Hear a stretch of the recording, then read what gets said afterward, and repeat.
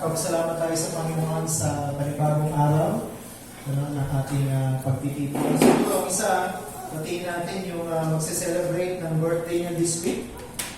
Ang aking nag-iisang anak na babae, si Shimeju, sa June 14, sa Friday. Happy birthday!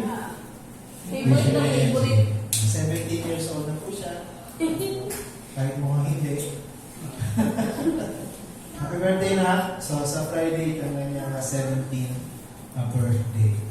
Okay, so siguro isa pang announcement ay pag-pray niyo po kami kasi sa Tuesday, medyo malayo-layo yung meeting ng Ribak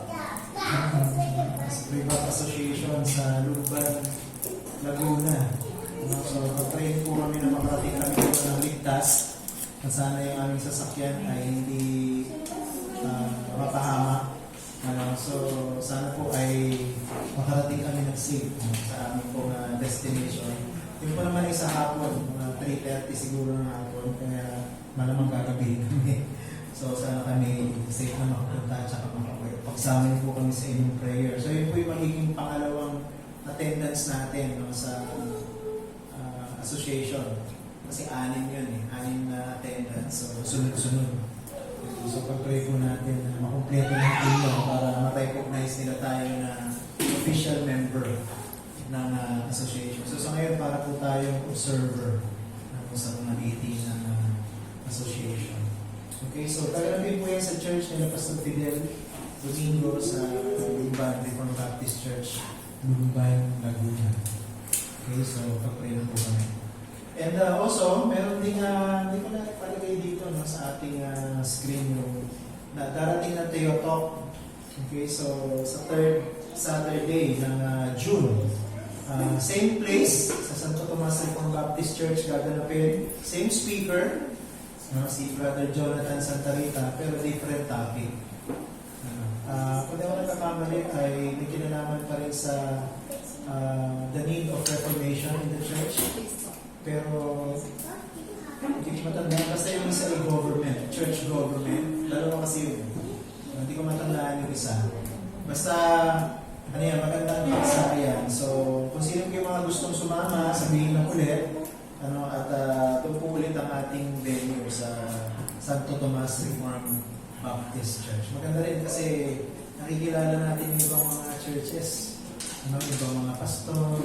Kasi hindi po lahat ng dumadalo. Sa ating Theotalk ay mga members ng association. Iba po dyan ay reforming churches.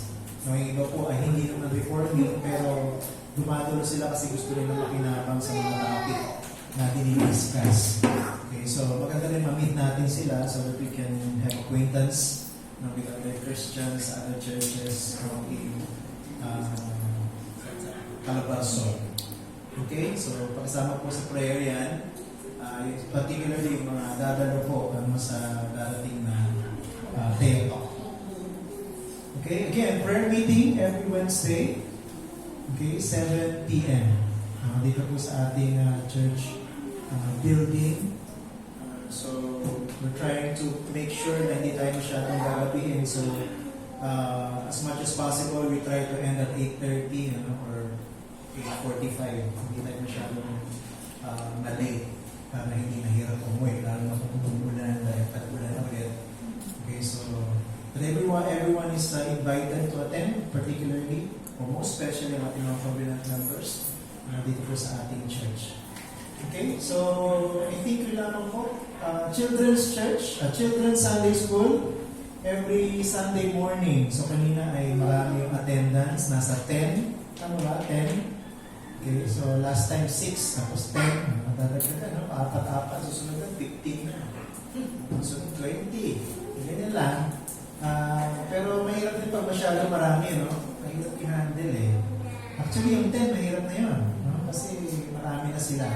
Pero, okay, manageable pa naman. Again, salamat po sa mga nag-donate ng mga gamit. Okay naman, may kulang pa ba? May kulang pa ba, Paul? Gamit niyo? Ano pa ba kulang? Kasi para kung meron pang gustong mag-donate, alam na kung ano yung bibigay. Baka kasi puro crayons ang ibigay, wala namang typewriting. Okay? Sana pa mga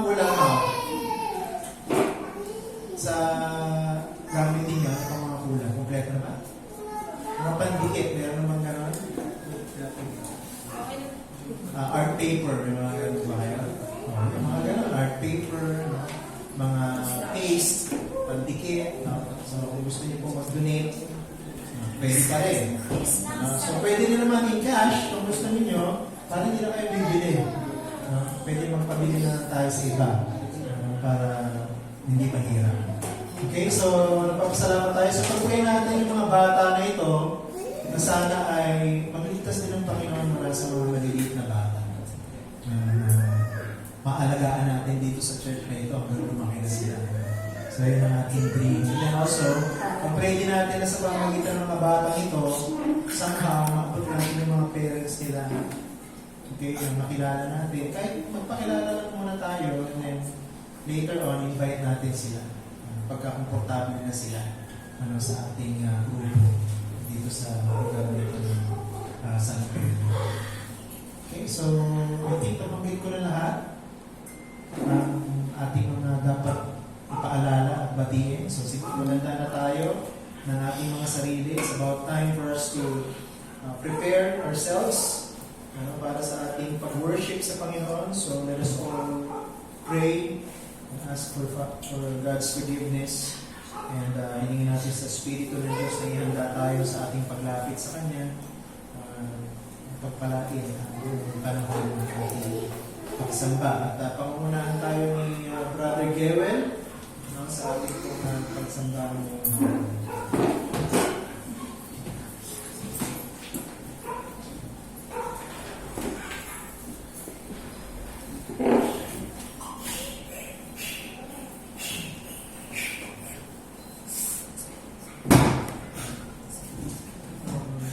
Magandang hapon po. Sa panimula po, maglalim po natin ang ating mga Biblia sa Psalms 100. Kung nandun po kayo ay babasahin ko na po verse 1. Sumigaw kayo na may kagalakan sa Panginoon, lahat ng mga lupain. Maglingkod kayo sa Panginoon na may kagalakan, magsilapit kayo sa Kanyang harapan na may awitan. Kilalanin ninyo na ang Panginoon ay Diyos. Siya ang lumalang sa atin at tayo'y sa Kanya. Tayo'y Kanyang bayan at mga tupa ng Kanyang pastulan. Magsipaso kayo sa mga pintuan na may pagpapasalamat at sa Kanyang mga bulwagan na may pagpupuri. Magpasalamat kayo sa Kanya at purihin niyo ang pangalan niya. Sapagkat ang Panginoon ay mabuti, ang Kanyang tapat na pag-ibig ay magpakailanman, at ang Kanyang katapatan ay sa lahat ng salilahin. Ang sinasabi naman po dito sa salmong ito ay kung ano po yung dapat na attitude ng isang Christian kapag dadalo at sasamba sa Panginoon sa Sunday. Hindi lang po a-attend lang po tayo para sa attendance, kundi kailangan ihanda po natin ang puso at kaluluwa natin na napupugay sa Panginoon na ating tagapagligtas. At naway gayahin din po natin yung salmistang ito na pumapasok sa pintuan ng palambakan upang magpasalamat kahit na may problema, kahit na thanksgiving sa mga magandang nangyari sa kanilang buhay. Ano man ang mangyari, talaga dapat napapasalamat tayo sa Panginoon. At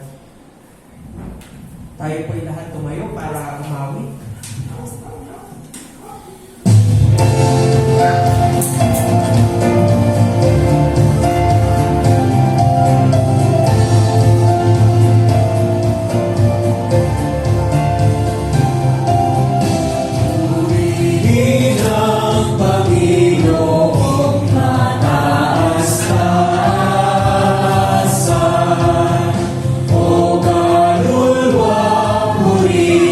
Shine.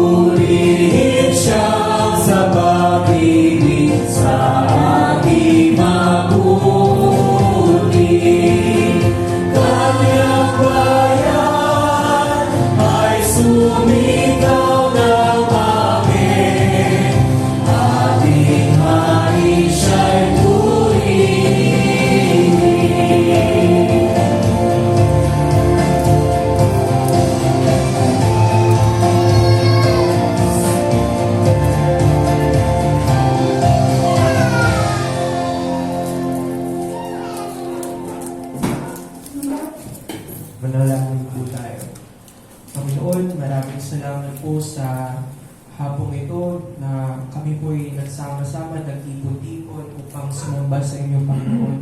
Nawa ng sinabi po ng salmista kanina sa aking binasa, naway ihanda mo ang aming mga puso na handang sumamba sa inyong harapan, Panginoon, na wala pong guilt at pusong handang makinig sa inyong salita, Panginoon.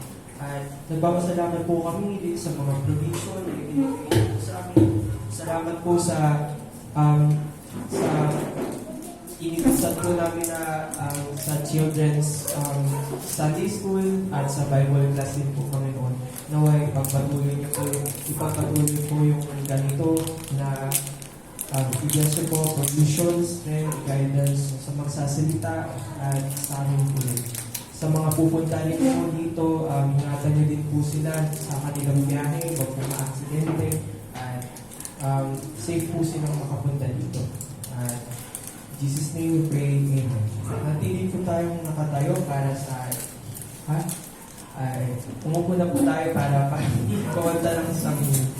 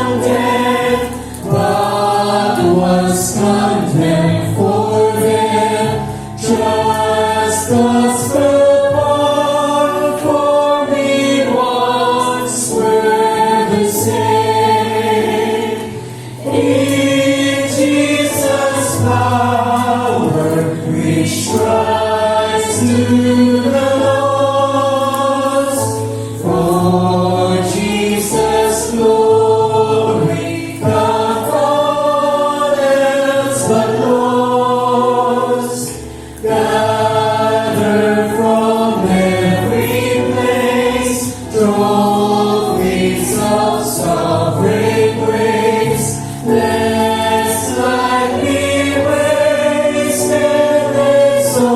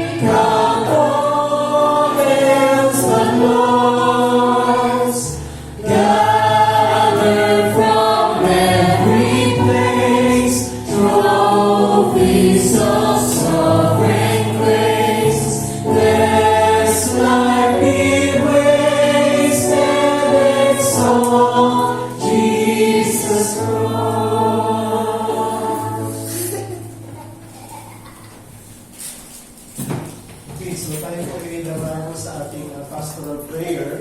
Ano po ba kayong gustong isama sa ating pong pananalangin? Ito, pray natin yung ating Theodore, no? Sa third Saturday ng June, 8 a.m. ang start na, 8:30 ang pinaka-late. And then, pag-pray din natin yung meeting ng association is coming Tuesday. Siyempre, pag-pray din natin, pagpasalamat natin sa Panginoon ang birthday ni Shimea. Sa Friday. Meron pa? Prayer request?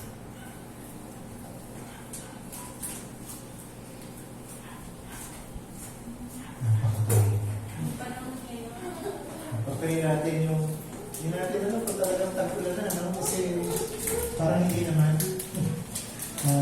Pero kung ulan-ulan siya, paminsan-minsan, pero mainit pa rin yung ating temperatura. So, pag-pray natin na makatulong sa amin yung pag-ulan na yan para sa ibang lugar kasi nawawala ng kuryente. Hindi ko alam dito sa Southern Heights kung nawawala. Sa awa ng Panginoon, sa amin naman ay hindi naman. Hindi ko lang alam kung hindi namin napapansin dahil tulog kami o talagang hindi. So, pag-pray natin yung supply ng tubig para sa ating tuloy-tuloy na kuryente. Pray din natin na sana bumaba ang singil sa kuryente. Ano pa? Pati ba si Mami Merla? May sakit pa si Mami? Nasa siya. Nala ko may sakit si Mami. Kaya, pero kung bang may karamdam si Ate Kata, pag-pray natin yung kanyang kung kayo magtataka po si Ate Katay, ganyan ang ganyan. Ano po yan? Ano yan? Hindi yan bisyo. Kasi ba naiisip yan? Yung bisyo si Ate Katay. Ganyan ang ganyan. Masakit po kanya trigger finger. Ipag-pray natin. So, mawala yan. Masakit kasi yan eh. Kaya ganyan ang ganyan si Ate Katay. May exercise niya. Joints niya sa kamay. Tingnan niya din ako eh. Kaya alam ko yan. So, pag-pray po natin. Sana meron din ibigay sa ibang gamot para yung ibang possible cause na ay ma-address din. Like uric acid. Meron ba yung ibang prayer request?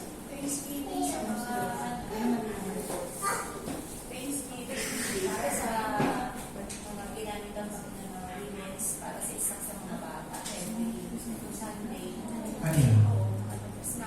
Snacks. Hindi ko stocks eh. So, yan. Maraming salamat po sa mga nag-donate para sa merienda ng mga bata. Okay, so wala po talaga tayong budget para sa ating merienda sa mga bata. Pero if the Lord is touching your hearts and you want to, kahit ano po mga biscuit na maliliit, pwede na yan. Sa mga bata natin, saka juice, mga ganyan, pwede na yan. At hindi naman malakas kumain.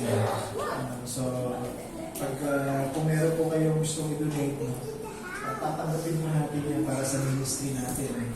Sa mga, pero sa ngayon, parang medyo marami-rami pa, pero walang problema kung madagdagan yun. Dahil sigurado naman mapapakinabangan niya ang ating children's ministry. Okay? Meron pa? Pray natin yung ating mga kapatid na nagtatrabaho. Pray din natin mga kapatid natin naghahanap ng trabaho. Ano pa? Mga estudyante ay bakasyon na. Yung iba, ay walang bakasyon. Yung iba naman ay hindi pa bakasyon. So, pag-pray natin ayan, bubulog-bulog. Sana ay wala ng kuryente ngayon. Okay, so sige po, manalangin na tayo. Kami naman, nagpapasalamat kami sa hapon ito, sa inyong pagtipon, sa inyong iglesia, sa inyong maliit na iglesia, sa lugar na ito, para ikaw po yung aming sama-samang sambahin sa Espiritu at sa katotohanan. Salamat po Diyos dahil ang dahilan ng aming pagtitipon ay ang Panginoong Jesucristo, ang inyong pagliligtas sa amin, ang inyong kabutihan sa amin, ang inyong habag sa amin, ang inyong pagmamahal sa amin. Kayo ang dahilan. Kaya kami ay nagtitipon. sa lugar na ito. This is a holy meeting, this is a holy service because we are gathering before a holy God. Kaya alam po namin po, Panginoon, na mahalaga ang pagtitipon na ito at makikinabang kami lahat. Dahil kasama namin kayo sa bawat yugto o bahagi ng aming pagsamba, nandun ang inyong pagkilos, nandun ang inyong blessing. Simula sa aming pagbabasa ng salita mo, nandun na ang blessing mo sa amin. Sa aming pag-awit ng mga salita mo, nandun ang inyong blessing. Sa aming pong pananalangin, sa aming pakikinig sa pangangalan ng salita, inaasahan pa rin namin ang iyong blessing. Natatanggapin po ng bawat isa. Alam po namin na magiging malaya ang Holy Spirit para yung mga salita niyo po ay maging effective. Iba-iba yung aming mga pangailangan dito ngayon. Iba sa amin nagiging mabigat ng puso. Iba sa amin may problema. Iba sa amin ay nangamba. Iba sa amin ay confused. Iba sa amin ay weak. Pero alam po namin ang salita mo ay sufficient, sapat, para kataguin ang lahat ng aming mga pangailangan. And we pray that you will empower your word para po yung lahat ng pangailangan namin, paglabas namin ay satisfied ng Holy Spirit. Dalayan po namin, Panginoon, na bigyan mo ng power ang gospel para tumawag ng mga hindi pa Christian na kasama namin ngayon. Dalayan po namin, Panginoon, na yung word na aming mapapakinggan sa preaching ay maging effective din para sa mga mananampalataya na kasama namin, especially tungkol sa mga pangailangan namin na hinaharap namin o iniisip-isip namin sa araw-araw. Patuloy po kami lumalapit sa iyo para dumulog bilang isang iglesia. Dinadalayan po namin ang Punteo Talk sa third Saturday ng buwan na ito. Si Brother Jonathan Santarita ang speaker. So pagpalayan po siya, bigyan niya ng takalakasan ng katawan niya dahil nagdadialysis din siya. So sana po ay kanyang preparation, bigyan mo siya ng wisdom sa kanyang pagtayo, bigyan mo siya ng strength hanggang matapos po yung discussion na napakagandang topic patungkol sa need or the necessity of reformation sa mga iglesia sa panahon namin. At dalayan po namin ng lahat ng dadaya, sana po ay maraming dumalo tulad ng mga nakaraan at matagdagan pa para marami pong makinabang. We also pray for the meeting, upcoming meeting ng mga pastors na association kung saan kami nag-a-apply para maging member, magiging pangalawa namin attendance yung darating na Tuesday. Yung kalooban ng makarating kami doon, ingatan nyo kami, sasakyan namin, sana po yung maging safe, paganda sana rin ng panahon para hindi po mahirap ang pagbiyahe. At sana ay makatulong din kami sa mga pag-usapang mga mahalagang paksa na may kinalaman sa mga iglesia sa Calabasas. Dalangin din po namin, O Diyos, ang mga kapatid namin na may trabaho, pagpalain yung kanilang mga trabaho, bigyan mo ng success, ang kanilang mga hanap buhay. Dalangin din po namin, Panginoon, na yung mga naghahanap ng hanap buhay, at kalooban yung permanent job, dalangin po namin, Panginoon, na kayo po ay mag-sustain sa lahat ng aming mga pangailangan. Alam po namin na mahirap ng panahon ngayon. Hindi pa po kahit may trabaho ay sapat lamang, minsan ay kulang pa. Pero tulungan mo kami, Panginoon, na magtiwala sa iyo na kahit kailan hindi mo pababayaan ang inyong mga anak. Dahil pinangako niya sa Biblia na kung kami ay hindi mababalisa, kayo ang magbibigay ng lahat ng aming mga pangailangan. Nagpapasalamat din kami sa mga kapatid na patuloy na sumusuporta sa mga gawain tulad ng aming Children's Sunday School. Yung mga nag-donate ng mga gamit, ng mga pangailangan. Maraming salamat po sa kanila. Ganun din yung mga kababaihan na nag-donate ng snacks para po sa mga bata na dumadalo. Maraming salamat din po sa kanila. Pagpalain din po sila. Salamat po sa mga batang dumalo kanina. 10 sila. Marami. Palain po namin na sana ang mga batang ito'y matagdagan pa. Magligtas kayo ng mga bata. Kung ano dalangin na naniniwala kami na ang Ebanghelyo ay tumatawag din ng mga bata. Ay para din sa mga bata dahil ang kaharian ng Diyos ay bukas din para sa mga kaya dinadalangin namin sa pagpalain ng mga lesson, kahit yung mga kanta na makapag-transmit ng malinaw ng mensahe ng Ebanghelyo sa paraang maiintindihan ng mga bata. Kaya din, dinadalangin namin, nagpapasalamat kami para sa darating na birthday ni Shimei Jean this coming June 14 sa Friday. Salamat Panginoon sa buhay niya, kasi 17 years old na siya. Salamat sa pagtitiwala mo sa amin ang buhay ng batang ito at nawa ay patuloy kami maging mahusay na gabay para sa kanya hanggang sa kanyang pagdating sa kanyang adulthood, kung saan magiging independent na siya someday. Sana po ay patuloy siyang lumago sa kanyang relasyon sa iyo, sa kanyang relasyon sa kanyang pamilya, sa kanyang pag-aaral, at maging sa kanyang kalusugan. Maraming salamat din po, O Diyos, sa mga kalayaan na pinagkakaloob niyo po sa amin, kalayaan magbasa ng Biblia, kalayaan mag-aral ito, kalayaan manalangin, kalayaan magtipon, na hindi kami nangangamba na kami sasawayin ng mga kapitbahay namin, na kayo pipigilan ng gobyerno. Maraming salamat Panginoon, maging sa encouragement na tinatanggap namin sa katotohanan. Marami ding mga churches na kasabay namin sumasamba ngayong hapon. Sana pagpalain niyo rin po sila, ang kanilang mga services, ang mga aral sa kanila, pagpalain niyo, ang mga salitang gagamitin ninyo ay maging makapangyarihan din sa mga tao makikinig. Dalahin din po namin Panginoon, sana sa panahon ito, mahirap dahil paiba-iba ang temperatura, umuulan, umiinit.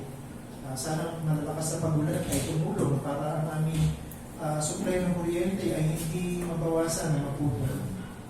Sana rin makatulong ito sa paglamig ng aming temperatura. Dahil ang matinding init ay nagdadala rin po ng matitinding karamdaman.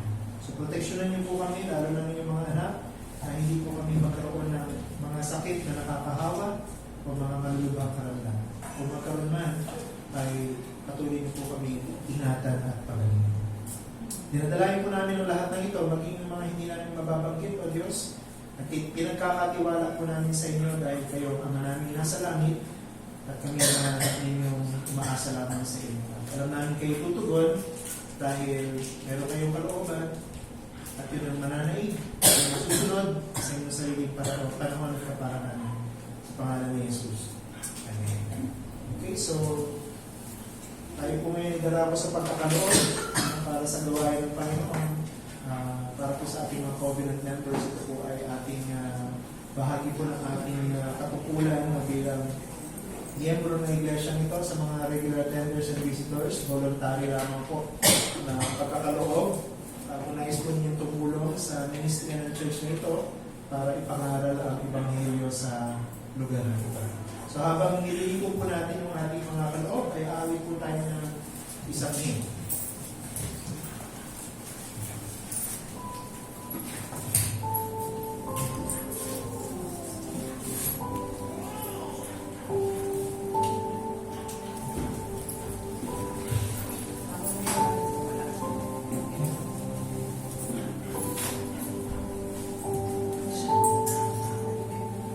Here is love, vast as the ocean, loving kindness as the flood. When the Prince of Life our ransom shed for us His precious blood, who is love will not remember, who can cease to sing His praise. He can never be forgotten throughout heaven's eternal days.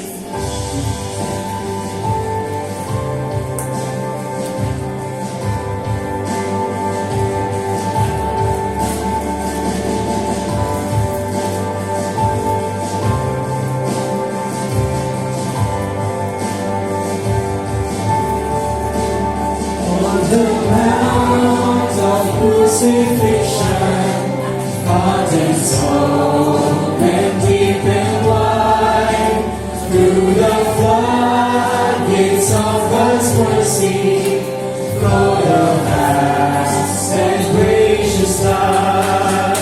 Grace and love like mighty rivers, pouring incessant from above, and God's peace and perfect justice heals the guilty world in love.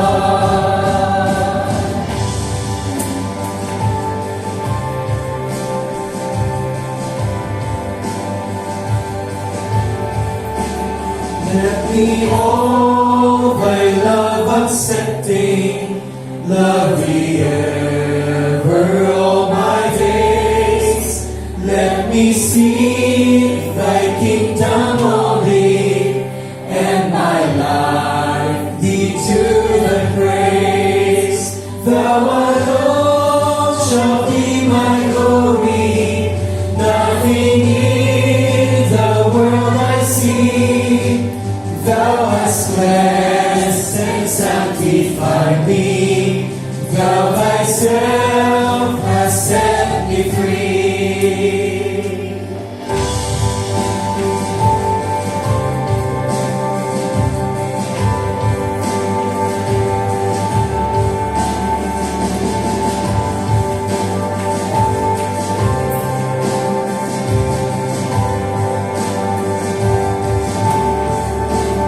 In thy truth thou dost direct me, by thy spirit to thy word, and thy grace my need is meeting, as I trust in thee, my Lord. Of thy fullness thou art pouring, thy great love and power on me, without measure, full and boundless, drawing out my love to thee.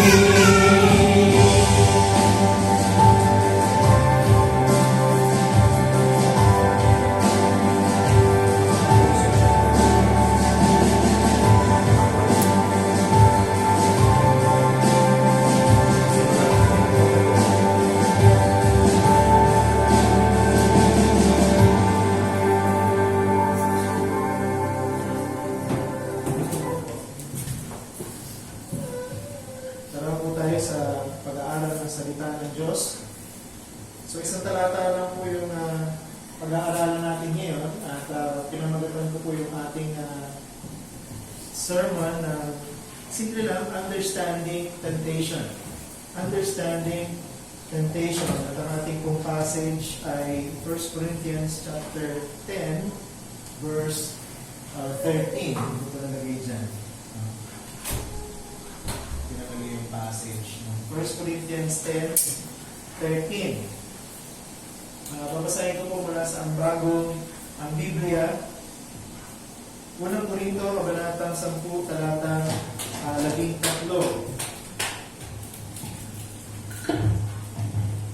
Sabi po dito, walang tuksong dumating sa inyo na hindi karaniwan sa tao. Subalit tapat ang Diyos na hindi niya ipahihintulot na kayo tuksuhin ng higit sa inyong makakaya. Kundi kalakip din ng tukso ay naglalaan ng pag-iwas upang ito inyong makayanan tiisin. Ito po ang salita ng Diyos. Tayo po sandaling manalangin. Aming Ama, gusto po namin pagkatiwala sa inyo ang panahon ng aming pag-aaral at pangangaral ng salita. Hihiling po namin ang Banal na Espiritu ang siyang tumulong sa amin para maunawaan namin ang mga salitang ito dahil kulang kami sa kaalaman. Hihiling namin na sawayin ninyo ang anumang magiging distraction sa aming panahon ng pag-aaral. Nawa po alisin niyo ang pagkaantok sa amin, ang aming pagliliwaliw ng kaisipan. Tulungan po kami makinig ng mabuti. Nang sa gayon ay makinabang po kami sa pangangaral ng inyong mga salita. Ito pong lahat ay dalangin namin sa pangalan ng Jesus aming Panginoon. Amen. Okay, so nawala yung ating Sa isang maliit na village, sa isang hindi kilalang kaharian, meron pong isang matandang leon na umaatake sa gabi. So marami na pong mga tao ang napatay nitong matandang leon ito.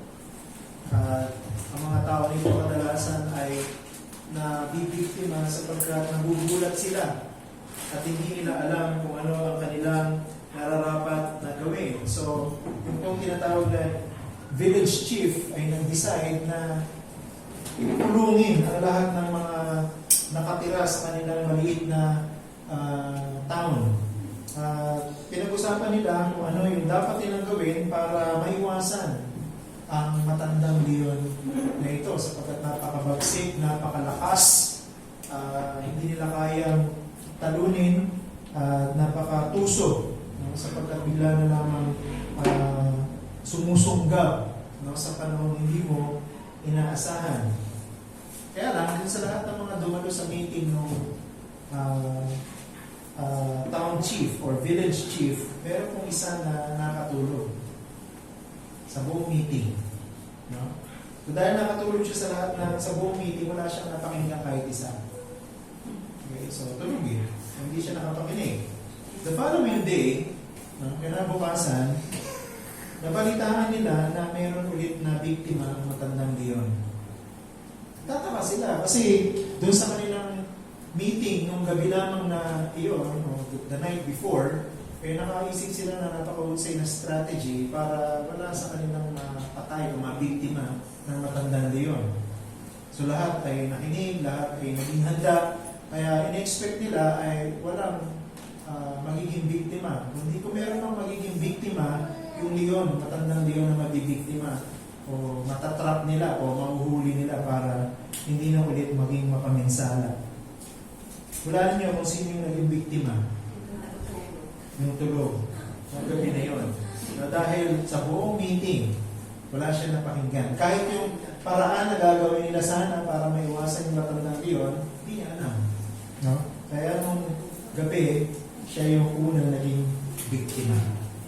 Alam niyo po yung tukso o yung temptation, ganyan din. No? Katulad din ng matandang leon na ito. Binibiktima lamang po ng tukso yung mga ignorante o yung mga hindi alam kung anong dapat gawin. No, kaya ngayong hapon, pag-usapan natin ano nga ba ang dapat gawin pagdating sa tukso. Gusto ko i-summarize yung pag-aaral natin ngayong hapon sa ganitong paraan. No, God has equipped us to overcome temptation because we know what it is and what to do about it. Ang Diyos, binigyan tayo ng kakayahan para mapagtagumpayan ang tukso. Bakit? Sapagkat nalalaman natin kung ano ang tukso at kung paano ang dapat gawin pag dumating ang tukso. Meron po tayong dalawang punto, no, sa ating pong pag-aaral ngayon. Una, the instruction on temptation. The instruction on temptation. Hindi po natin dapat kalimutan na sinulat ni Apostol Pablo itong unang Korinto, kabanatang 10, kung saan tinutukoy niya ang usapin at tungkol sa tukso. Iniisip niya yung mga taga-Korinto. Sila yung original na sinulatan, sila yung original recipient ng sulat ni Apostol Pablo, kaya nasa kanila yung tinatawag na context. No? Iniisip ni Apostol Pablo yung mga taga-Korinto at yung sitwasyon nila, kaya niya sinulat itong talata na ito. Kung babalikan niyo yung 1 Corinthians 10, from verse 1 hanggang verse 12, makikita niyo po doon na binigyan ng Apostol Pablo ng babala ang mga mananampalataya sa Korinto na huwag silang mahulog sa kasamaan. No? So verse 9 o verse 6, makikita niyo doon yung warning, no? Na huwag sila dapat mahulog sa patibong ng kasamaan. Now, umamit si Apostol Pablo ng illustration para bigyan ng diin yung kanyang pagtuturo ng katotohanan nito patungkol sa tukso. At ang ginamit na illustration ay yung historical background. Actually, hindi lang historical background yung illustration, kundi meron din historical background yung Korinto mismo, no, na sinusulatan ni Apostol Pablo. Yung Korinto po ay isang syudad, no, na practically isang paganong syudad. practically a pagan city. Ano ibig sabihin nun? Laganap ang pagsamba sa Diyos-Diyosan sa syudad na ito. Mas marami pa yung mga Diyos-Diyosan kaysa sa mga tao na nakatira sa syudad na ito. Bukod dyan, laganap din po yung pag-aalok ng mga babaeng bayaran ng kanilang mga sarili para maging paraan ng pagsamba sa templo. No? So yung mga prostitutes sa city of Corinth ay nag-o-offer ng kanilang mga services sa pag-aanyong relihiyon. No? Ito yung pagsamba. No? Kaya bayaran nyo kami. Kapag binayaran nyo kami at sumiping kayo sa amin, sumasamba tayo sa mga Diyos. Ganun po yung syudad ng Corinto. Kaya po imagine ninyo yung tindi ng pressure sa church sa Corinth. No? Kasi meron pong isang iglesia dito sa lugar na ito na pagano, no? At yung iglesia na yun ay palaging may pressure para mag-compromise ng kanilang pananampalataya o ipagpalit yung kanilang pananampalataya para sa kasinungalingan ng mga nasa paligid nila. So, isa sa mga halimbawa nito ng pressure ng mga taga-Corinto ay patungkol dun sa mga business. Kasi syempre, marami din mga member ng church sa Corinth, businessmen. No? At ang isa sa mga pinipilit nilang pangalagaan bilang mga businessmen, yung magandang reputation nila. Kaya lang, merong problema. Madalas itong mga businessmen na miyembro ng church sa Corinth, naaanyayahan sa mga event. May mga event, no, yung mga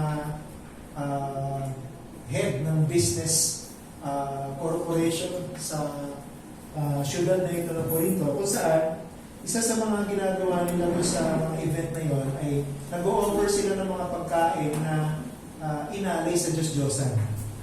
Imagine mo, kung Christian ka, tapos inaanyayahan ka dun sa event na yon, tapos papakainin ka ng mga pagkain, ng mga karne na inalay sa kanilang mga Diyos-Diyosan, ano gagawin mo? Di ba? So, kung ito kasi yung dilema, pagka hayagan mong sinabi na hindi ako kakain ng karne na ito o ng pagkain na ito dahil alam kong inalay niyo sa mga Diyos-Diyosan ninyo, maapektuhan yung kanilang business. Mag-iiwan ito ng negative impression dun sa mga namumuna sa mga business o sa mga pinuno ng business corporations. Pangkaraniwan, yung mga pinuno ng business corporations, mga pagans. So just imagine kung ano magiging epekto nito sa kanila. So maraming negative effect yan. Pinahiya mo kami. Diba? Bakit hindi mo kinain yung pagkain ni hinanda namin? So ilan sa mga pwede, baka higpitan nila yung supply mo. No? Bibili ka ng supply sa kanila, sabihin nila, hindi ka namin bibigyan ng supply dahil hindi ka sumasang-ayon sa aming mga tradisyon at mga ginagawa dito. Ano, kaya naman ay mapapawasan yung marketability, haharangin nila yung mga customer mo, o sisiraan yung business mo, o kaya naman yung pagre-renew mo ng license mo, ay haharangin nila, o i-reject nila. So maraming pwede maging negative effect. Kaya maraming Kristiyanong businessmen na nasa Corinto, i-pressure sila. Ano bang gagawin namin? Kung ikaw nasa sitwasyon na yun, ano gagawin mo? Magpo-compromise ka ba? No? Gagawa ka ba ng masama para hindi maapektuhan yung business mo? Paano naman yung testimony mo? No? Paano naman yung utos sa ng Panginoon? Susuwayin mo ba? Alang-alang sa pag-aalaga mo ng iyong reputation sa business world ng mga pagano? Kaya dito sumulat si Apostol Pablo nitong mga talata na ito. So pinaalalahanan ni Apostol Pablo yung mga mananampalataya sa Corinto na hindi ka dapat susuko, hindi ka dapat magko-compromise, hindi ka dapat mahulog sa tukso, hindi ka dapat mahulog sa kasamaan. Kahit na laganap ang kasamaan sa paligid mo, dapat manatili ka malinis. Dapat manatili ka na sumusunod sa Panginoon. Dito pumasok yung isang illustration ng history ni Apostle Paul. Ginamit niya yung history ng Israel. Pag pinasa niyo yung verses 7 to 10, dyan makikita ninyo yung bayan ng Israel nung sila tumalikod kay Yahweh. If you're familiar with the history of Israel, nung sila tumalikod kay Yahweh, pinurusahan sila. No? Sila po ay, ang sabi dyan sa verses 7 to 10, they were destroyed. No? Walang natira. Yung mga sumamba sa Diyos-Diyosan, pinarusahan. Yung mga nag-commit ng sexual adultery or sexual immorality, pinarusahan. Yung mga nagreklamo sa Diyos, pinarusahan. Nakikita nyo sa verse 7 to 10, ano yung ginamit ng Diyos para parusahan sila. So, ito pong mga mananampalataya sa Korinto, binigyan sila ng matinding babala ni Apostle Paul. Pagpagpatinan yung verse 11 and 12 ng 1 Corinthians chapter 10, sabi dyan, ang mga bagay na ito ay tinutukoy yung history ng Israel, kung paano pinarusahan ng Diyos yung mga sumuway, pinarusahan ng Diyos yung mga gumawa ng masama. Sabi niya, ang mga bagay na ito ay nangyari sa kanila bilang halimbawa at isinulat bilang babala sa atin na inabutan ng katapusan ng mga panahon. Kaya, ang nag-aakalang siya'y nakatayo ay mag-ingat na baka siya'y mabuwal. Yun yung strong warning ni Apostle Paul. Pero alam niyo, maganda dito sa 1 Corinthians 10, pag binasa mo, hindi lang puro warning, meron ding encouragement. At dito, nagpakita si Apostol Pablo ng dalawang encouragement sa atin. Lalo na pag umarap tayo sa matinding tukso. Kasi, paano kung ngayon yung tukso? Paano kung ngayon yung kaaway, no? Na tinutokso kang gumawa ng kasalanan? Nape-pressure ka na. Ano, sa trabaho mo, sa school, ano, sa paligid mo, sa mga kapitbahay mo, nape-pressure ka. Gagawa ka ba ng masama? O patuloy kang susunod sa Panginoon? Nagbigay si Apostle Paul sa atin ng encouragement. Ano, yung unang encouragement patungkol sa katotohanan ng temptation or reality about temptation, the instruction on temptation. Meron pong isang Chinese writer, pangalan si Sun Tzu, hindi ko alam kung kilala niya. Siya yung sumulat ng The Art of War. Sabi po ni Sun Tzu noon, know your enemy. Ang isa daw sa mga paraan para maging successful tayo sa digmaan, sabi niya, kilalanin mo kung sino yung kaaway mo. So kung i-apply natin yan sa issue ng temptation, para ma-overcome natin yung tukso, para maiwasan natin ang gumawa ng kasalanan, dapat meron daw po tayong sapat na kaalaman patungkol sa tukso. Dapat alam mo yung tukso. No? At dito, nagbigay si Apostol Pablo ng dalawang praktikal, pero kapaki-pakinabang na instruction patungkol sa tukso. Number 1, we cannot prevent temptation from coming. We cannot prevent temptation from coming. Hindi na po natin mapipigilan ang pagdating ng tukso. Darating ang tukso. Gustuin mo man o hindi. So ito yung ibig sabihin ni Apostol Pablo dun sa sinabi niya, walang tuksong dumating sa inyo, dun sa verse 13. Sabi niya, walang tuksong dumating sa inyo. By implication, sinasabi niya Apostol Pablo, darating ang tukso. Hindi mo mapipigilan ang tukso. No? Minsan nga, kahit tulog tayo, wala naman tayong kamungo, natutokso pa rin tayo, di ba? Minsan yung panaginip natin, di maganda eh. Di ba? So kahit nananaginip tayo, nagkakasala pa rin tayo eh. Di ba? So hindi natin mapipigilan ang pagdating ng tukso. Darating ang tukso. Ngayon, kung alam natin na ang tukso ay darating, ano dapat natin gawin? Ha? Kung darating ang tukso, dapat maghanda tayo. Di ba? Dapat prepared tayo pagdating ng tukso. Kung alam natin darating, maganda ka. Kaya ng Pilipinas ay isa sa mga bansang pamilyar sa mga bagyo. Diba? Sanay na tayo. Laging may panahon na maraming bagyo. Siguro, nasisimula pa lang minsan yung taon, marami ng bagyo. May mga panahon gano'n, di ba? Sisimula pa lang yung taon, marami ng bagyo. Ngayon, parang isa pa lang. Yung bagyo. Pero, tumarating yung mga bagyo. Meron pa nga tayong agency na nagbibigay sa atin ng storm signal warnings. O, signal number 1, signal number 2, signal number 3 sa ganitong lugar. Malakas ang ulan sa ganitong lugar. Malakas ang hangin sa ganitong lugar.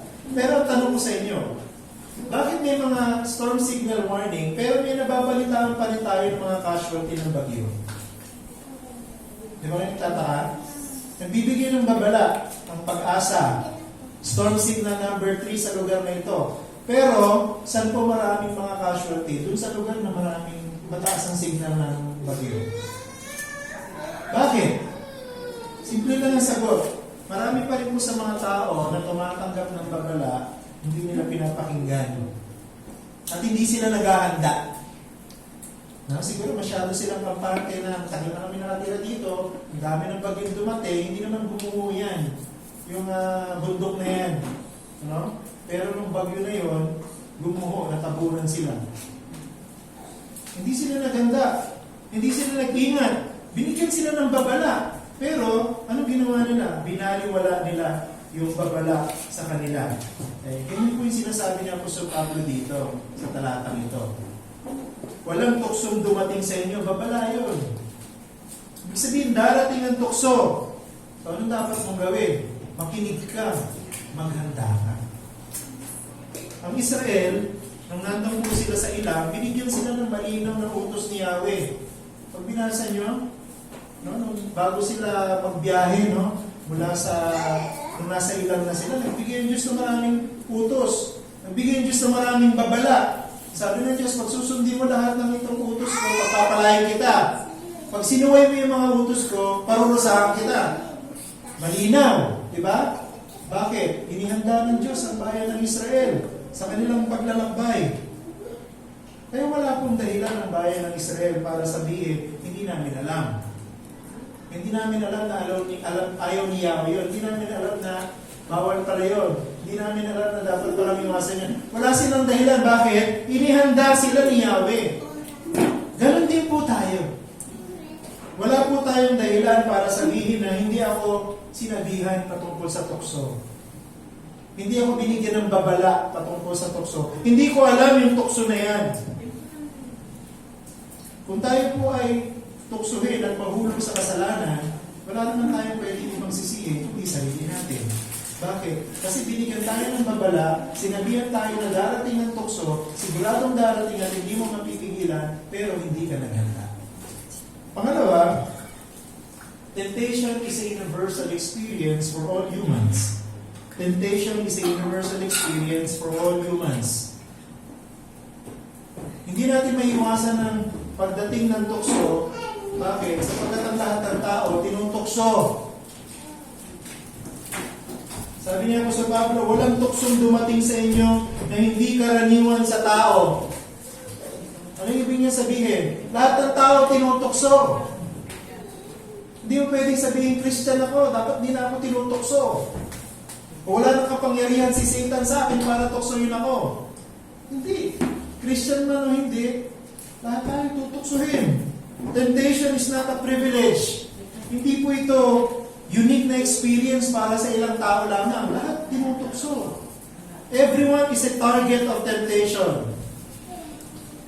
Siguro, iba-iba yung form ng temptation, iba-iba yung paraan ng temptation, iba-iba yung tindi ng temptation, o lakas ng temptation, pero pare-pareho ang gustong resulta ng temptation. Ano yun? Magkasala tayo. Sumuway tayo sa Diyos. Labagin natin yung utos ng Diyos. Yan ang gustong mangyari ng temptation. Ako naniniwala na ginamit ni Apostol Pablo yung history ng Israel. Ito yung iniisip niya. Tandaan po natin na yung church sa Corinto, halong yung members dyan. May mga Hudyo at may mga Hentil. So, hindi po siya puro Hudyo. So, may mga Hentil po na miyembro dyan. So, ibig sabihin, walang dugong Hudyo. Hindi Hudyo. Magkahalo sila sa isang church. So, nung ginamit ni Apostol Pablo yung history ng Israel, paano ito magiging effective at useful sa mga Gentiles? Hindi naman nila history yun. Diba? History ng Israel yun eh. Pero bakit ginamit pa rin ni Apostol Pablo yung history ng Israel kahit na alam niya na maraming Gentile sa church sa Corinth? Kasi gusto ng Apostol Pablo na ipakita na kung ang mga Hudyo ay na tinukso sa pagsamba sa Diyos-Diyosan, kung ang mga Hudyo ay tinukso na mangalo niya, kung ang mga Hudyo ay tinukso na hindi maniwala kay Yahweh, o kaya magreklamo kay Yahweh, pwede din mangyari yun sa mga Hentil. So, ibig sabihin, yung tukso, hindi lang yan tukso para sa mga particular na tao, special na tao. Alam naman natin na ang Israel, ang bayang pinili ng Diyos. Hindi naman ibig sabihin ako sa Pablo, nung ginamit niya yung history ng Israel, Israel lang ang tinutukso. Hindi kahit Gentiles tinutukso din. Di ba? Kahit naman Gentiles, tinutokso din na sumamba sa Diyos-Diyosan. Kahit Gentile siya, tinutokso rin siya na mga ano niya, magreklamo. Di ba? Magsinungaling, magnakaw. So pare-parehas. So yung pong bigat ng parusa sa mga binigyan ng babala ng mga Israelita, ganoon din ang bigat ng parusa sa mga hintil na binibigyan ng babala. Ang point lang, lahat ng tao tinutokso. At lahat ng tao binigyan ng babala. Kung Kristiyano kang Hudyo, binigyan ka ng babala. May history pa nga na ginamit si Apostle Paul. Kung Gentile ka ng Kristiyano, binigyan ka ng babala. Bakit? Sinulatan ka rin. No, ni Apostol Pablo, dahil miyembro ka ng church sa Corinto. Kung ang isang tao ay mahuhulog sa tukso, tatanggapin niya ang karapat-dapat na parusa para sa kanyang pagkakasala. Kaya nga, ba't hindi yung babala doon sa verse 12 ng 1 Corinthians? Sabi diyan, kaya't ang nag-aakalang siya'y nakatayo ay mag-ingat na baka siya'y mabuwan. Ibig sabihin, kung ang lahat ay tinutokso, lahat ay may tendency mahulog sa kasalanan. Kaya walang sino man ang pwedeng magmalaki na hindi ako mahuhulog sa temptation, hindi ako magkakasala. Walang pwedeng magsabing malakas ako. Kaya ko to. At hindi ako mahuhulog sa kasalanan. Wala. Sabi dyan, mag-ingat, baka yung mga nag-iisip na nakatayo, siya pa yung mahulog. Be warned. Okay?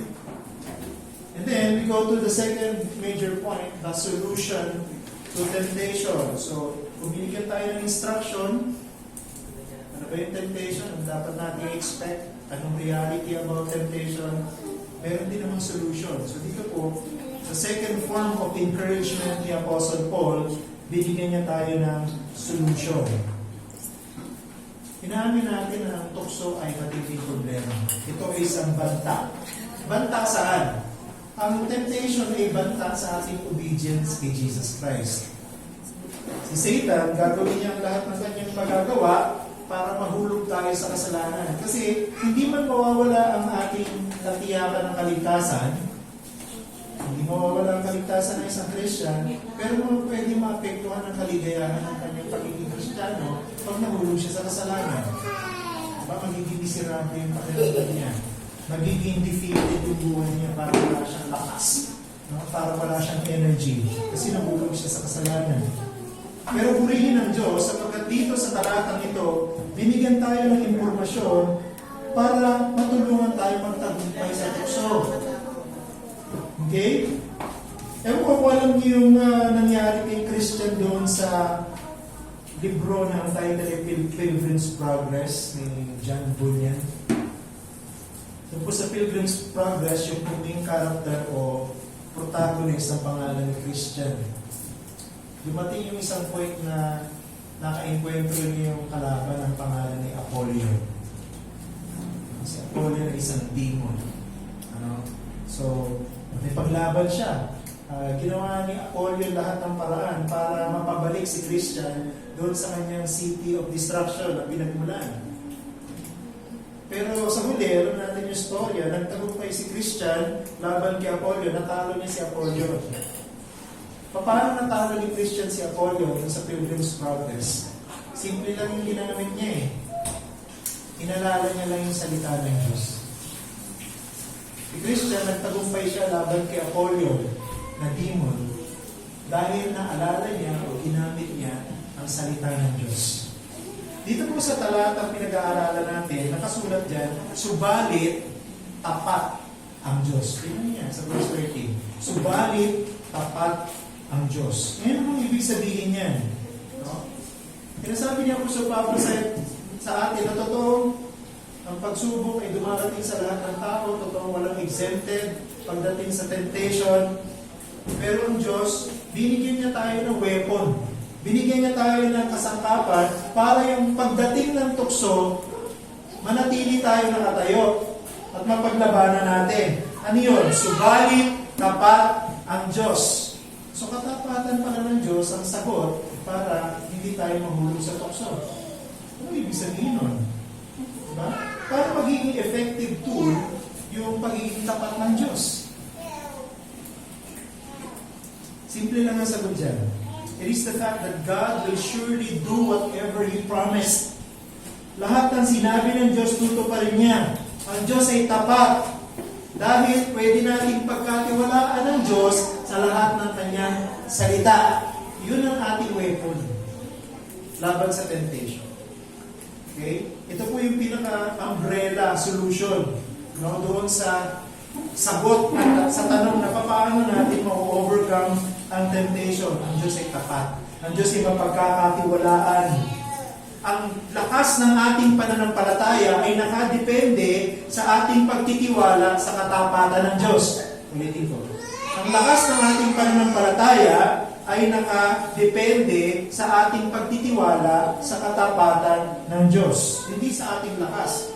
Hindi mo pwedeng sabihin, malakas ang pananampalataya ko, kaya kahit anong tukso, kaya ko. Hindi. Wala po malakas ang pananampalataya pagdating sa tukso.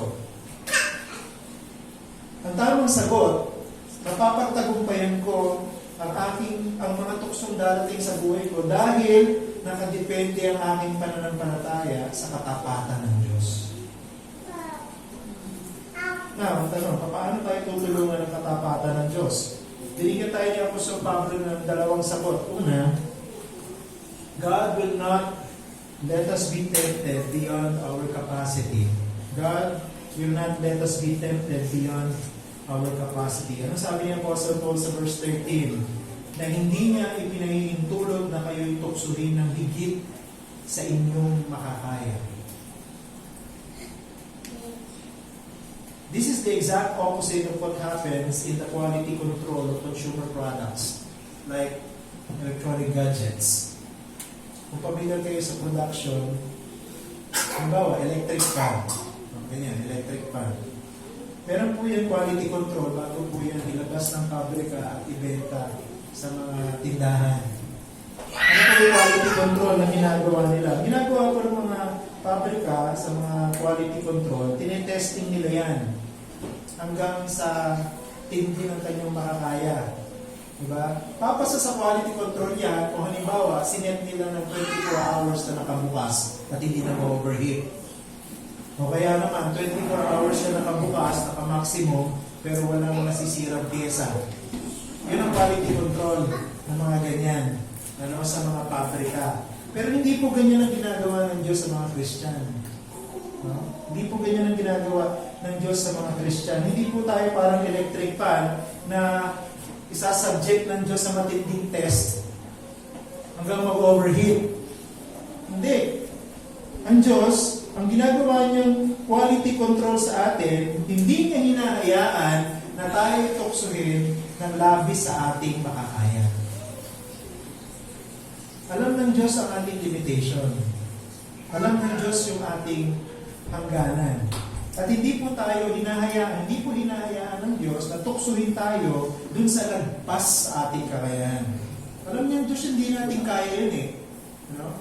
Bakit niya tutuksuhin tayo sa ganon kung alam niya hindi natin kaya? Diba? God does not allow temptations that are beyond what we can bear. Bakit ang Diyos natin ay Ama? No? Hindi po tayo susubukin ng Ama para masira. No? Hindi po tayo susubukin ng Ama para masira. Hindi niya tayo hayaang tuksuhin dahil gusto niya mahulog tayo sa kasalanan. Hindi ganon. Diba? He knows our limits. Hindi siya magpapahintulot ng tukso na alam niyo, ma-overwhelm tayo na hindi natin makakayanan. Ang isang example sa Old Testament si Joseph. Nung siya po ay tinukso ng magandang asawa ni Potiphar, alam ng Diyos na yung tukso na yun ay sapat doon sa self-control ni Joseph. Alam ng Diyos yung limit ng self-control ni Joseph. Kaya niya pinahintulutan na tuksoin siya ng asawa ni Potiphar. Alam natin ang storya, napagtagumpayan niya yung tukso na yun. Bakit? Bakit alam ng Diyos na kaya ng self-control ni Joseph yung tukso ng magandang asawa ni Potiphar? No? Kasi pag binasa mo yung story sa Genesis, parang sinabi lang ng asawa ni Potiphar, halika, sumipin ka sa akin. Madali namang iwasan yung gano'n, di ba? Pero kung titingnan mo mabuti yung story niya, hindi lang kasimple yung temptation na yun.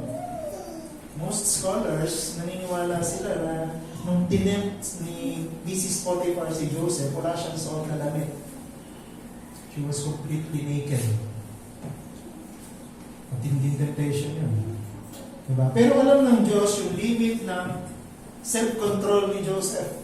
Bakit? Kasi si Joseph may takot sa Diyos. Napagtagumpay ni Joseph yung tukso ng asawa ni Potiphar kasi may takot siya sa Diyos. At yung takot sa Diyos ni Joseph ang tumulong sa kanya para makontrol niya yung kanyang lust. Lalaki naman si Joseph. Meron niyang kahinaan. No? Pero yung kahinaan ni Joseph, napagtagumpayan niya bakit? Mas matindi yung takot niya sa Diyos kaysa dun sa kanyang lust. Isang banda, si David, natatandaan yung storya, tinukso din siya sa pamamagitan ng asawa ni Uriah, si Bathsheba. Pero ano nangyari? Alam ng Diyos na kaya ng limitasyon o kaya ng self-control ni David, yung tukso ng asawa ni Potiphar. Pero bakit siya nahulog sa kanyang lust? Ano sagot? Wala siyang takot sa Diyos. Hindi siya natakot sa Diyos. Hindi siya katulad ni Joseph na natakot sa Diyos. Kaya si David, nahulog siya. Kaya po pag pinag-uusapan natin ay issue ng temptation, pagka po nahulog ang isa sa temptation, hindi po yung temptation ang problema. Ang problema yung tinukso. Normal yung temptation. Lahat tayo tinitempt ni Satan. Pero bakit yung iba nahuhulog? Bakit yung iba hindi? Dahil ba mas mahina yung temptation sa iba, kaya napagtagumpayan nila? At malakas sa iba, kaya hindi na napagtagumpayan? Hindi pare-parehas yung temptation. Ang may problema yung tinutukso. The issue is not the lack of capacity to overcome temptation, rather, the lack of fear and trust in the Lord. Walang tiwala sa Diyos at hindi natatakot sa Diyos. Kaya naman gumagawa ng kasalanan ng tao dahil hindi siya natatakot sa Diyos. Si Eva at si Adan, bakit nila kinain yung bunga ng puno sa hardin? Dahil naniwala sila doon sa sinabi ng ahas at hindi sila natakot sa pwedeng gawin ng Diyos sa kanila. Alam niyo mga kapatid, ito natutunan ko din sa buhay ko. Pagka po nawala yung takot natin sa Diyos, gagawa na tayo ng kasalanan. Lahat na ng kasalanan gagawin mo. Pag hindi ka na natatakot sa Diyos. Yun ang susi. Lahat tayo tinutukso. Pero sana huwag tayo mawala ng takot sa Diyos. Kasi yun lang magsasalba sa atin. Temptation is not impossible to overcome. Kaya lang nahuhulog ang isang tao sa kasalanan dahil ayaw niyang paglabanan. Pangalawa, God will provide the way to overcome temptations. That's another encouragement. Dito sa verse na ito, God will provide the way to overcome temptations. Ang Diyos din ang magbibigay ng paraan para yung tukso, malagpasan natin, mapagtagumpayan natin. Yung sa huling part ng verse, ano nakasulat? Kundi kalapit din ng tukso ay naglalaan ng pag-iwas upang ito'y inyong makayanang tiisin. Imagine? Diba? Hindi nagbibigay ang Diyos ng tukso na labis sa ating kakayaan. Tapos, bibigyan pa tayo ng Diyos ng paraan para yung tukso malampasan, matiis, mapagtagumpayan. You see, ang ating Ama na nasa langit hindi masokista. Hindi siya yung natutuwa pag nahihirapan tayo.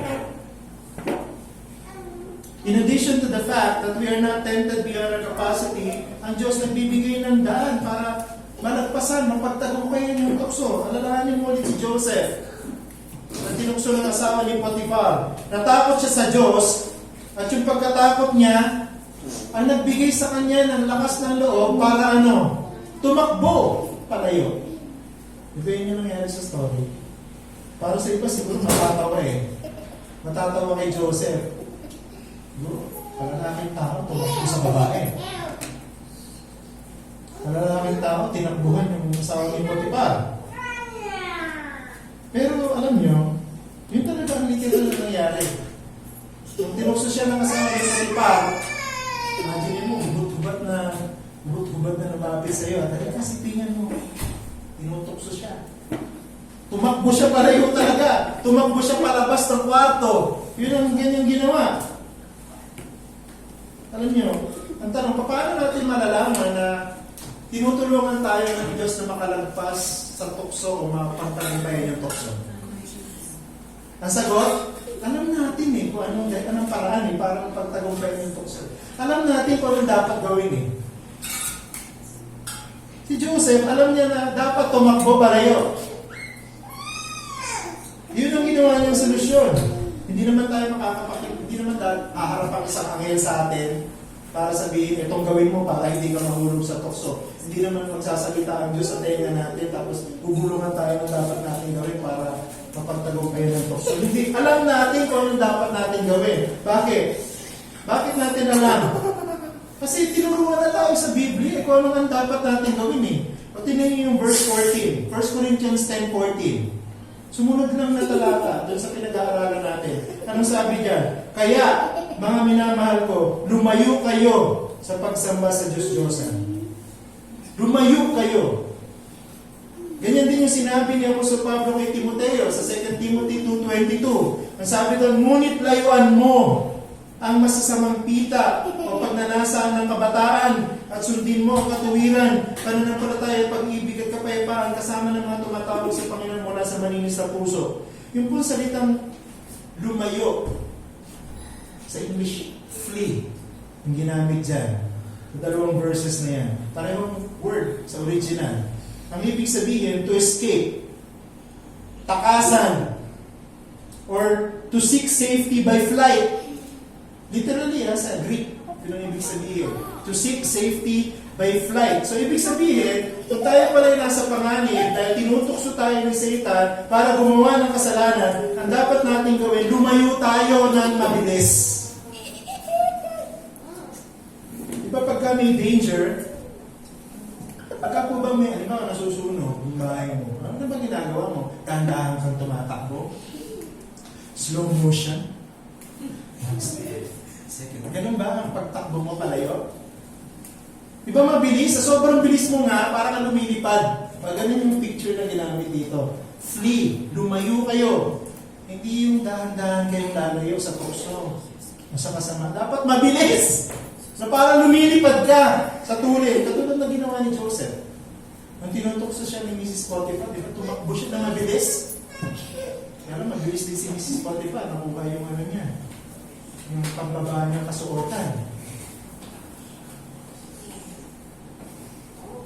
Si David, bakit siya nahulog sa kasalanan ng sexual immorality kay Bathsheba?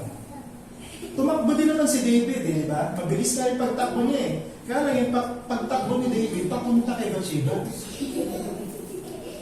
Gusto ko matuwa si Bathsheba. Gusto ko makasipin si Bathsheba. Mabilis din siya. Diba? Nakita niya mula sa tuktok ng kanyang palasyo, maya-maya, kasipin niya na. Ganun siya kabilis. Kaya lang yung bilis ni David, bilis ng paggawa ng kasalanan. Kaya dito po papasok yung kahalagahan ng pagbabasa ng Bible. Pag-attend sa Bible class, pag-attend sa preaching, pag-attend sa yung personal Bible study mo. Dito papasok yung kahalagahan. Bakit? Habang nakikinig tayo sa salita ng Diyos, nag-aaral tayo ng Biblia, natututunan natin yung dapat nating gawin para hindi gumawa ng masama. Kung hindi ka nababasa ng Bible, hindi ka nag-aaral, hindi ka dumadalo, hindi ako magtataka kung kalagi ka mahuhulog sa kasalanan. Bakit di mo alam kung anong gagawin mo Dahil hindi mo alam. So, I urge you, brothers and sisters, kung gusto natin maging successful na ma-overcome ang temptation, mag-aral tayo ng Bible. Ang dami nating opportunity sa ating church para mag-aral. Huwag niyo sayangin. Atinan natin. Samantalahin natin na tayo may pag-aaral. Bakit? Yan ang paraan natin para mapagtagumpayan natin ang mga tukso. Temptations are basically everything that the devil do to make us disobedient children of God. And kung ignorant ka sa Word of God, you don't know what to do, madali kang, para kang yung villager na natutulog ng meeting, na siya yung unang-unang na biktima ng matandang leon dahil hindi niya alam ang gagawin. The only solution to temptation is to know what to do. Tutulungan tayo ng Diyos. Pero dapat, nakikinig tayo sa kanyang instruction. Nakikinig tayo sa kanyang pagtuturo. Bilang pagtatapos, gusto ko yung encourage yung lahat ng Christians dito. Hindi po tayo iniwanan ng Diyos sa dilim. Alam natin yung dapat natin gawin when it comes to temptation. Hindi natin pwedeng sabihin, hindi ko alam nila. Ganun pala dapat gawin. Alam natin. Hindi tayo dapat magmamaangan. Hindi tayo dapat magkunwari na hindi natin alam. Bakit? Kasi tinuruan tayo ng Diyos. At patuloy niya tayong tinuturuan. So hindi tayo dapat maging biktima. Hindi tayo dapat maging helpless victim. Dapat maging victors tayo ng temptation. Alamin mo kung anong temptation. Alamin mo kung paano ito mapapagtagumpayan. Magtiwala ka na tapat ang Panginoon. Kung sinabi niyo tutulungan ka niya, hindi ba niya tutulungan? E pag hindi ka niya tinulungan, sinungaling ang Diyos. Pero kailangan di magiging sinungaling ang Diyos. Tutulungan ka niya. If you are not a Christian, kung hindi ka Christian ang nakikinig ngayon, mahina ka sa temptation. Lagi ka mahuhulog. Bakit? Kasi yung iyong puso ay puso ng malayo sa Diyos. So, ang solusyon, kung gusto mong mapagtagumpayan yung tukso at hindi ka Christian, dapat maging Christian ka muna. Dahil doon na ang paraan para yung kapangyarihan, kaalaman at tulong na galing sa Diyos ay mapasaya. Lumapit ka sa Panginoon, kung hindi ka pananampalataya, ayaw mo maging miserable yung buhay mo kasi lagi kang gumagawa ng kasalanan. Hindi ka ba nagtataka kung hindi ka Christian? Bakit? Palagi yung pinapagalitan ng magulang ko dito sa kasalanan na to, pero lagi ko namang inuulit. Kasi dahil hindi ka pa Christian, mahina ka sa temptation. Wala kang power to overcome temptation. And the only power comes from God. So, kung gusto mo yung power na yun to overcome this sin, lumapit ka sa Diyos sa pamamagitan ni Jesus. Palataya ka na siya lang tagapagligtas. Manalay po tayo. Nagpapasalamat kami sa inyo from this very timely and important reminder from the Word of God about the issue of temptation. Madalas, ginagamit namin yung talata na ito para discussin yung pagsubok sa buhay. Pero malinaw mula sa context ng chapter na ito na tinutukoy ni Paul dito ay tukso. Ang tukso ay pangkaraniwan sa mga tao. Lahat ng tao ay tinutukso. Pero sa mga anak mo, mabiyaya kayo. Dahil kayo tapat, tumutulong kayo sa mga anak ninyo para mapagtagumpayan nito. Hindi nyo kami binibigyan ng tukso na lagpas sa aming kakayahan at hindi mo kami hinahayaan na walang tulong sapagkat kayo rin mismo ang nagbibigay sa amin ng paraan. Pinapaalala nyo sa amin yung alam namin na dapat namin gawin. Pagka nandiyan na ang tukso, yung mga natutunan namin sa preaching, yung mga natutunan namin sa Bible class, yung mga natutunan namin sa devotion namin, family devotion namin, yung mga natutunan namin sa devotion sa prayer meeting, pinapaalala niyo po sa amin at binibigyan niyo po kami ng grace, ng power, pamamagitan ng Holy Spirit na may apply yung mga yun. Kaya nakakatakas kami sa tukso. Kaya hindi kami nahuhulog sa paggawa ng kasalanan. Ganun pa man, dumarating pa rin talaga yung punto sa buhay namin na nahuhulog kami sa kasalanan. Dahil hinahayaan namin manaig yung aming sariling paraan kaysa sa paraan ninyo. Tatawarin niyo po kami, Panginoon. Kung kami nahuhulog sa mga kasalanan dahil kasalanan din namin, nagpapabaya kami. Pero salamat dahil hindi kami katulad ng ibang walang pag-asa.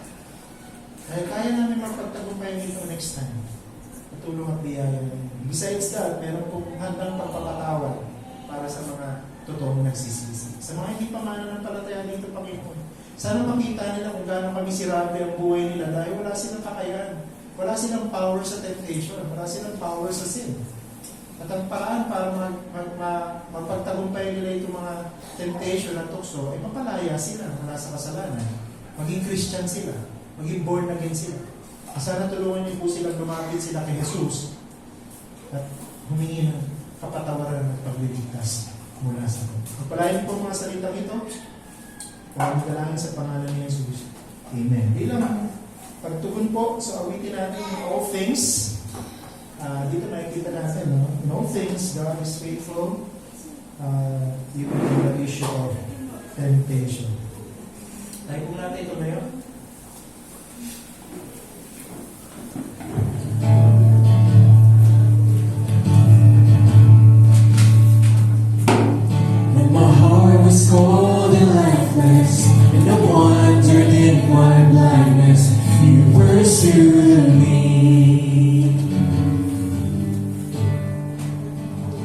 And before the world was breathing, you were chosen to redeem me. For you love me, Lord, you love me. I know you are working. You are working all things for your glory and my good. Lord, you will accomplish everything you promised. All things for your glory and my good.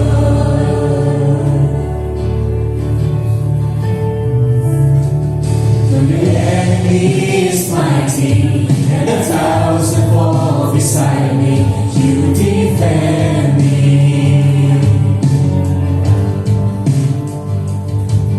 When the wilderness is endless and I feel the weight of darkness, you are with me. You are with me. I know you are working. You are working all things for your glory and my good. Lord, you will accomplish everything you promised. All things for your glory and my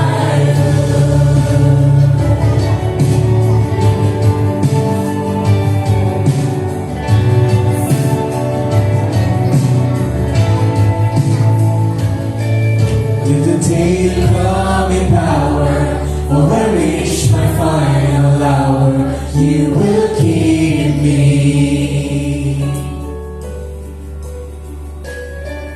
You're the author of my story. You are faithful, you are for me. I will praise you. I will praise you. I know you are working. You are working all things for your glory and my good.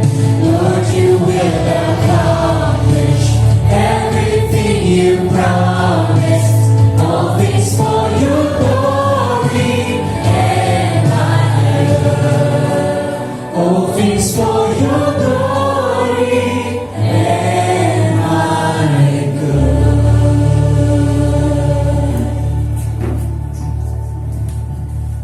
Doon sa umiibig sa atin at sa nagpalaya sa atin mula sa ating mga kasalanan sa pamamagitan ng kanyang dugo at ginawa tayong kaharian, mga pari sa kanya, siya ang ating Diyos sa Ama, sumakanya ang kaluwalhatian at ang paghahari magpakailanman. Amen. Ay po'y makakaupo na.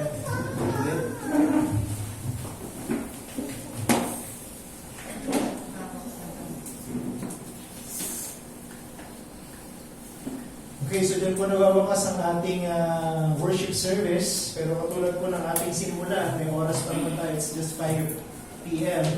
Magkakaroon po tayo ng groupings. Okay, at dun sa groupings natin, gusto ko